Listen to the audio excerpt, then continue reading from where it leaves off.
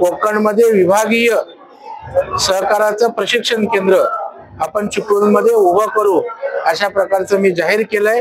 राज्य संघाच्या माध्यमातून ती आम्ही कार्यवाही करू। कुठलाही प्रकल्प कोकणच्या तरुणांनी पुढे येऊन करावा, उद्योजकांनी करावा, लागेल ते सगळे सहकार्य अर्थपुरवठ्याचा आणि बँकेचं करूच, सरकारी त्याच्या पाठीशी उभं राहील। सर, अजित पवारांनी करुणा शर्मा जे आयपीएस अधिकारी आहेत त्यांच्यावरती आक्षेपार्ह बोलले होते। करुणा शर्मा नाही, कृष्णा शर्मा जे त्यांच्यावरती आक्षेपार्ह बोलले होते, त्याच्यावरती नेमकं पुढे काय?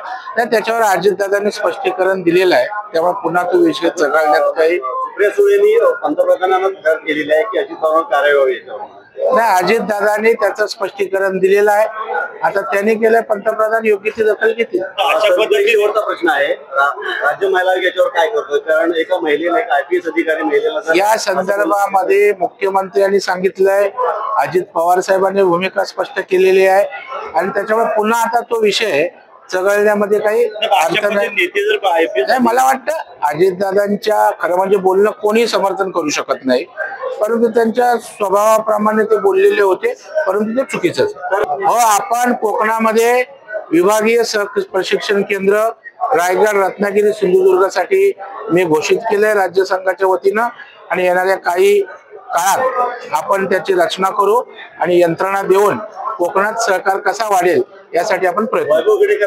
पक्षप्रवेश लांबणीवर जातोय, होणार आहे त्यांचा पक्षप्रवेश। टाइम्स डिजिटलला लाईक करा, शेअर करा, सबस्क्राईब करा आणि बेल आयकॉन दाबायला विसरू नका। Times digital.